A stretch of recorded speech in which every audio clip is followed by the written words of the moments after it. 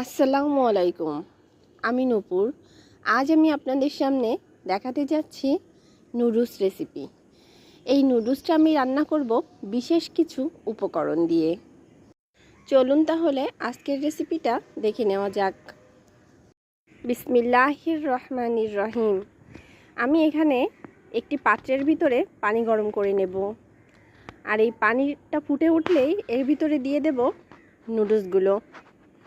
আমি একে একে 4 প্যাকেট নুডলস এখানে দিয়ে দিচ্ছি।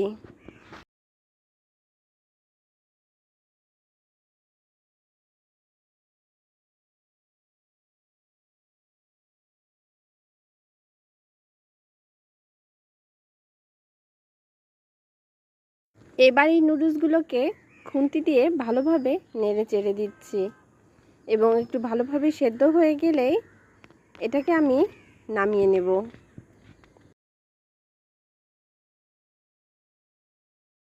একটা কথা বলে রাখি, আমি এখানে মিস্টার নুডলস নিয়েছি।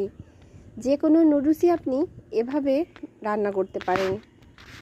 নুডলস সেদ্ধ করার সময় এমন পরিমাণ পানি ব্যবহার করতে হবে যাতে নুডলস সেদ্ধ করার সময় সম্পূর্ণ পানিটাই লেগে যায়, অতিরিক্ত কোনো পানি এতে না থাকে। এবার আমি চলে যাব নুডলস রান্নার দ্বিতীয় ধাপে।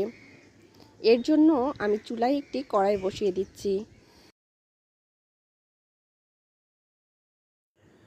কড়াইটা একটু গরম হলেই এর ভিতরে দিয়ে দেব রান্নার তেল।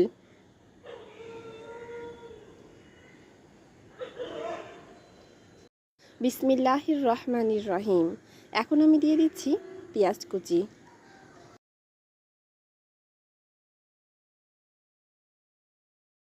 পেঁয়াজটাকে কিছুক্ষণ নাড়াচাড়া করে এর ভিতরে দিয়ে দেব সামান্য পরিমাণ লাল মরিচের গুঁড়া। আমার বাচ্চারা খাবে বলে আমি এখানে খুব অল্প পরিমাণ লাল মরিচের গুঁড়া দিয়েছি, কুচানো মরিচ এখানে ব্যবহার করিনি। এবার দিয়ে দিচ্ছি নুডলসের ভিতরে থাকা মশলাগুলো।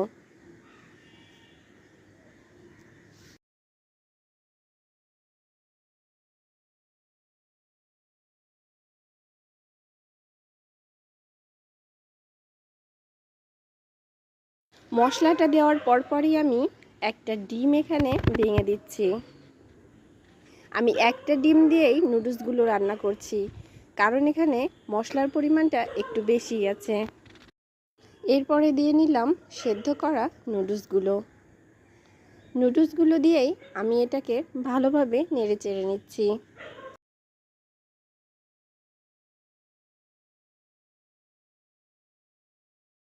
এখন দিয়ে দেব 1.5 চামচ মতো সয়া সসটা আমি লবণের পরিবর্তে ব্যবহার করেছি। সয়া সস দিয়ে কিছুক্ষণ নাড়াচাড়া করে এর ভিতরে দিয়ে দেব টমেটো সস। আমি এখানে 2 প্যাকেট টমেটো সস ব্যবহার করেছি।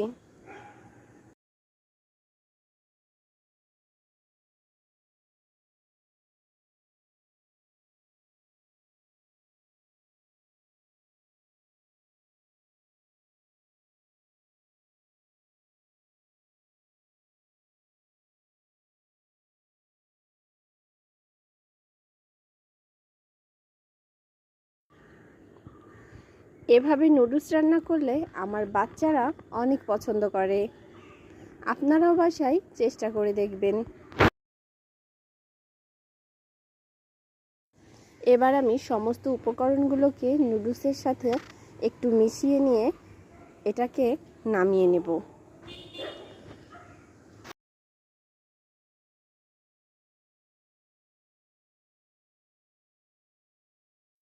নুডলস জীবনে অনেকবারই রান্না করেছেন, কিন্তু আমার এই প্রসেসে নুডলস রান্না করলে পরিবারের সবাই অনেক পছন্দ করবে। আমার এই ভিডিওটা যদি আপনাদের কাছে ভালো লেগে থাকে তাহলে অবশ্যই আমাকে কমেন্ট করে জানাবেন, লাইক করবেন, সাবস্ক্রাইব করবেন। আজ তাহলে এ পর্যন্তই। সবাই ভালো থাকবেন, সুস্থ থাকবেন।